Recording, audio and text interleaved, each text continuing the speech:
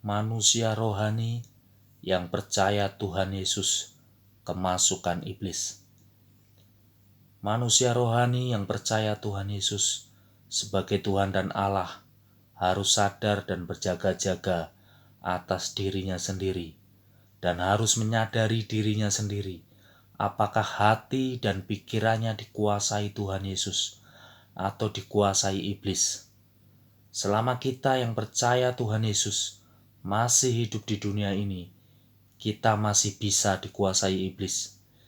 Jika kita tidak menyadari, kita bisa dikendalikan iblis, sehingga hati dan pikiran kita menjadi seperti iblis yang akan membahayakan diri kita sendiri maupun orang-orang di sekitar kita.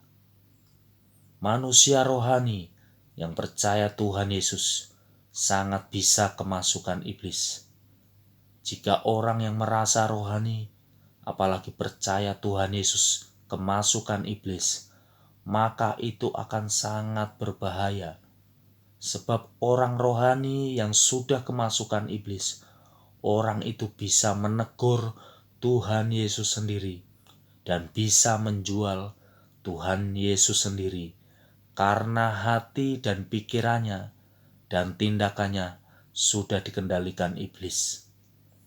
Dalam Injil Matius, pasal yang ke-16, ayat yang ke-22, firman Tuhan berkata, tetapi Petrus menarik Yesus ke samping dan menegur dia katanya, Tuhan, kiranya Allah menjauhkan hal itu sekali-kali takkan menimpa engkau. Maka Yesus berpaling dan berkata kepada Petrus, enyalah iblis, engkau suatu batu sandungan bagiku, sebab engkau bukan memikirkan apa yang dipikirkan Allah, melainkan apa yang dipikirkan manusia. Tuhan Yesus menyadarkan kita, jika kita memikirkan apa yang dipikirkan manusia, yaitu nafsu kedagingan yang tidak mau menderita karena melakukan kebenaran, maka iblislah yang mengendalikan pikiran kita.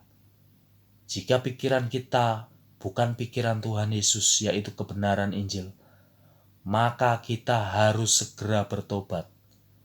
Sebab jika kita tidak bertobat, kita akan menjadi seperti Yudas Iskariot di dalam Injil Lukas, pasal yang ke-22, ayat yang ke-3.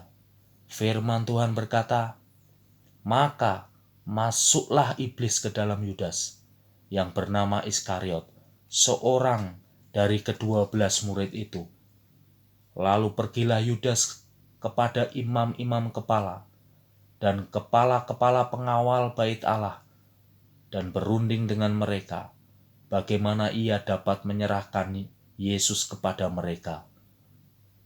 Seseorang yang rohani yang percaya Tuhan Yesus, jika sudah kemasukan iblis, maka orang itu akan menyerahkan kebenaran yang diyakininya kepada iblis. Sehingga kebenaran firman Tuhan dijual untuk keuntungan dan memuaskan hawa nafsu kedagingannya.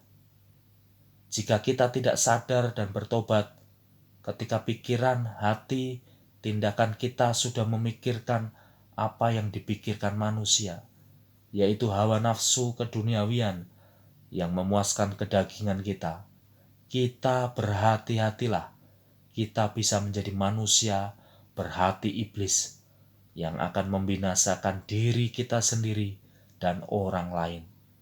Kita harus memikirkan apa yang dipikirkan Tuhan Yesus dan melakukan perintah-perintahnya di sisa waktu hidup kita di dunia ini. Amin.